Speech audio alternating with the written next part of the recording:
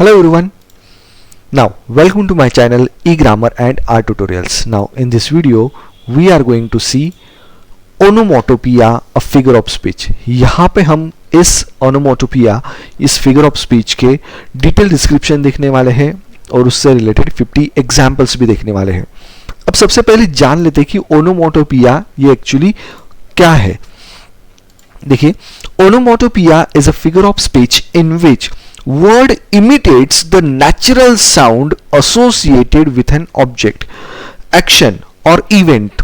कोई भी ऑब्जेक्ट हो, एक्शन हो या फिर इवेंट हो, उससे रिलेटेड जो वो एक्शन होती है या वो ऑब्जेक्ट मूव करता है या फिर कुछ भी होता है, तो उससे जो एक्शन क्रिएट होती है, सॉरी जो साउंड क्रिएट होता है, उसे कहा जाता है ओनोमोटोपिया और उसको एक नाम भी दिया जाता है.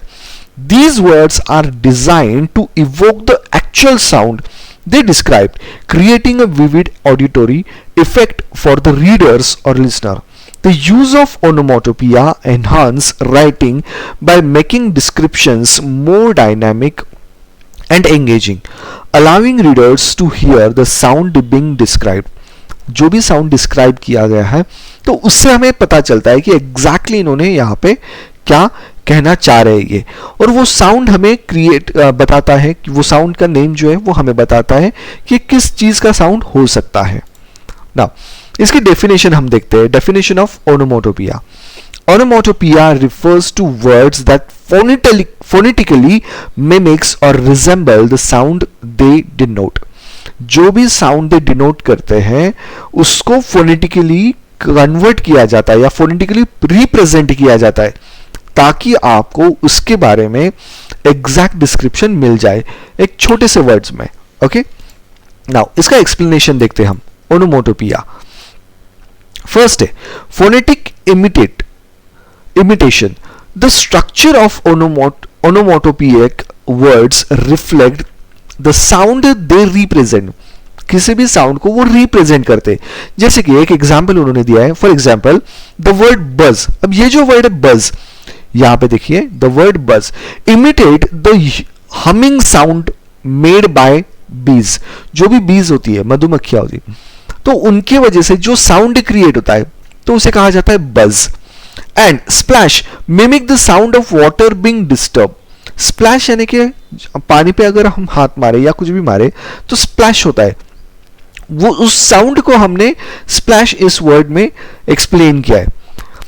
नेक्स्ट है connection to meaning. Onomatopoeic words are not just descriptive. They directly link the sound and meaning, making them a sensory bridge between the experience and its representation in language. अब जो भी कनेक्शन होता है words में वो direct sound से connect किया जाता है, तो इसकी वजह से हमारा एक जो सेंस होता है इसको अंडरस्टैंड करने का वो तुरंत एक्टिव हो जाता है और हमें वो एग्जैक्ट समझ में भी आ जाता है. नेक्स्ट थर्ड है emotional impact. These words add an emotional or dramatic element to writing. For instance, in storytelling, एक dramatic impact create होता है writings में. Crash can emphasize, crash ये जो word है, can emphasize a sudden loud noise, while whisper conveys softness and secrecy. In words की वजह से हमें पता चलता है कि अच्छा तो इसमें कुछ तो भी सीक्रेसी हो सकती है. जब विस्पर बोला तो हम बोलेंगे हाँ ठीक है, धीरे बोलना है, स्लो साउंड में हमें बोलना है, तो यहां पे एक हमें लगता है कि सॉफ्टनेस है या फिर सीक्रेसी है. Next versatility. Onomatopoeic is found in various contexts such as poetry, prose, advertising, comic books, and daily conversation. It adds life to description and make them more relatable and memorable. अब versatility में हमें क्या समझ में आता है कि जो भी वर्ड्स है वो रिलेटेबल है, मेमोरेबल है, तो उसको ओनोमोटोपिया एक वेरियस साउंड में, कॉन्टेक्स्ट में यूज करते हैं, पोएट्री में, प्रोज में, एडवर्टीजमेंट में, कॉमिक्स बुक में, सो डेली कॉन्वर्सेशन में भी बहुत बार हम ऐसे ओनोमोटोपिक वर्ड यूज करते हैं। नाउ नेक्स्ट पार्ट है एग्जाम्पल्स ऑफ ओनोमोटोपिया। अब ये बेसिक एग्जाम्पल है, थोड़े 50 एग्जाम्पल हम अलग से लेने वाले हैं। देखिए, animal sound, meow for a cat, moo for a cow, roar for a lion, nature sound, rustle for leaves in the wind, gurgle for the flowing stream, boom the thunder. इस तरह के जो साउंड होते हैं तो उनको नाम दिया जाता है। तो ये एक एग्जाम्पल हो गए ओनोमोटोपिया का। अंडरस्टूड?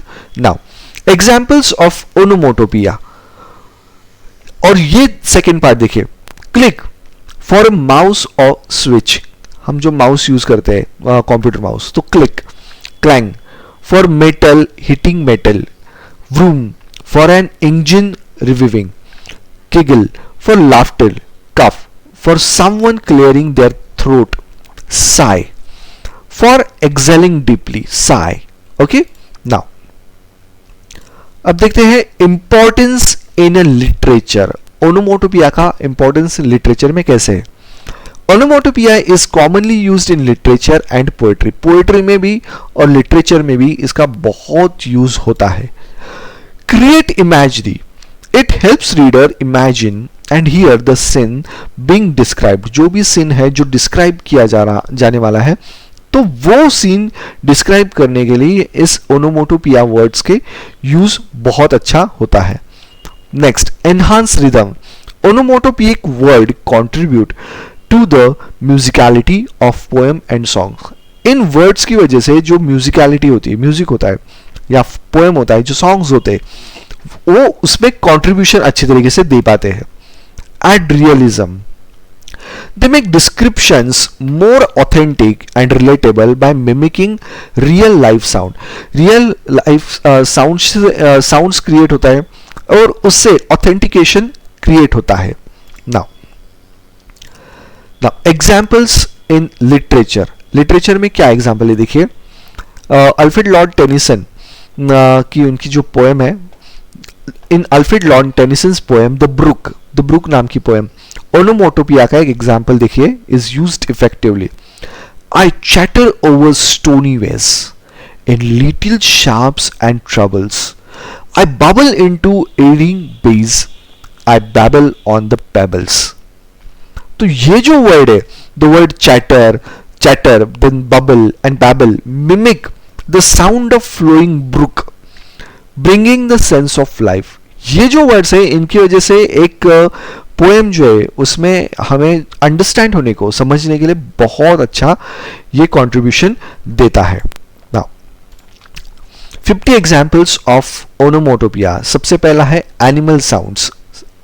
देखिए, meow, the sound of cat makes, woof a dog barking, quack, the sound of duck makes, moo, a cow sound, ba, a ship bleating, oink, oink, pigs grunt, chirp, a bird singing, croak, the sound of rock, roar, the lion's growl, buzz, the sound of bee. Next part देखते हैं, nature sound. अब nature sound में देखिए क्या है, splash, water hitting surface, drip, water falling drop by drop, rustle, leaves moving in the wind, bang, the sound of thunder, boom, a loud explosion like noise, crackle, the sound of a burning fire, a fire burning, whoosh, the sound of wind rushing, whistle, a high pitched sound from the wind, thud, a heavy object falling, hiss, the sound of a snake or escaping air. Next देखते हैं human sound. अब human sound में देखिए, sigh, the sound of exhaling deeply, giggle, light laughter, whisper, speaking softly, snore, the sound of someone sleeping, cough, clearing one's throat, clap, hands striking together, yawn, an open mouth breath, burp, releasing air from the stomach, chew, the sound of eating, hiccup, an involuntary sound from the throat. Next देखते हैं mechanical sounds.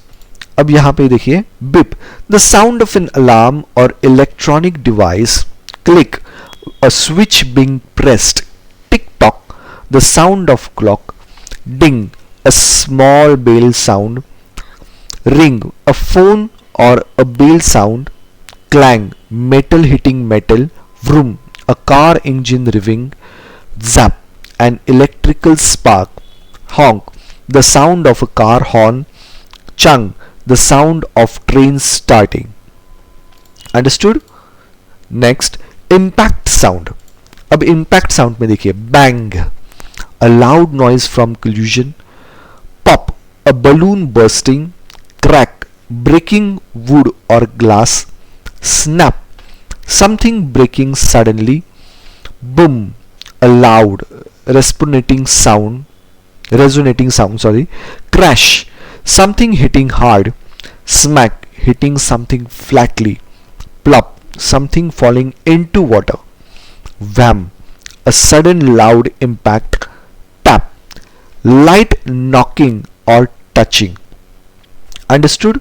I hope आपको इन sound की वजह से onomatopoeia, ये जो concept है figure of speech की, वो क्लियर हो चुकी होगी इस वीडियो में.